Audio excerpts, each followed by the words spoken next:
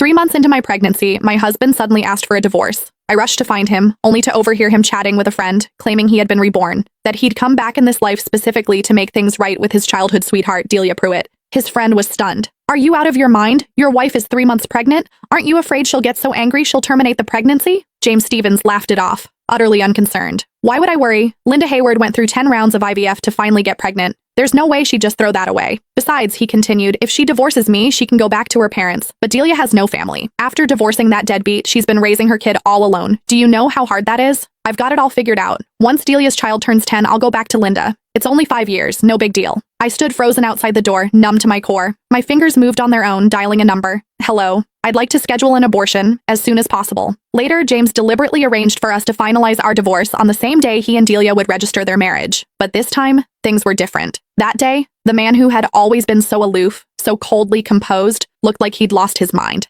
His eyes locked onto my flat stomach, his voice cracking with something close to hysteria. "Where's my child? Where's our child? You promised me you wanted to have a baby with me. Linda, are you sure you want to go through with this? After everything you went through for this baby?" My mother's voice broke over the phone and guilt twisted in my chest. She had been the happiest person in the world when she found out I was pregnant. She knew what it had cost me, a full year of choking down bitter herbal medicine, 9 failed IVF cycles. It wasn't until the 10th attempt that I finally conceived. The moment the test results came back positive, my mother had wept with joy. She believed that with a child, James and I would finally settle into a real marriage, that he would step up, become a responsible husband, learn to put family first. But today I realized how terribly wrong we had both been. The phone rang, sharp and insistent. I answered mechanically. James's voice cut through, cold and harsh. "Linda, how much longer are you going to drag this out? Even if I can't divorce you while you're pregnant, the moment that baby is born, I'm filing immediately. And let's be real, raising a child costs money. You've done nothing but sit at home since we got married, eating my food, spending my money. All you do is a little housework, that's it. No one's going to want a woman who just gave birth and comes with a brat attached. You have no income, no prospects. When the time comes, you won't get to keep the child. You won't get to keep me. You'll have nothing." Every word dripped with contempt. He reduced everything I'd given to this marriage, every sacrifice, every exhausting day, to nothing. And he called my baby a brat. It felt like a blade dragging across my heart,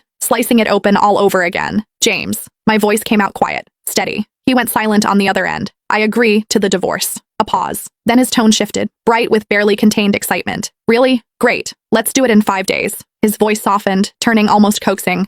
"Linda, don't worry. I just want to take care of Delia and her child. I won't cross any lines. Focus on your health. Have the baby safely. I'll come visit you and the child once a month. I've already bought so many clothes for the baby. I even picked out a name." He sounded almost giddy, but my mind was already drifting, detaching from his words. In that moment, I knew I had truly let him go. A soft chime broke through the haze, a text notification. My gaze dropped to the screen. "Dear Ms. Hayward, your abortion procedure is scheduled for 3 days."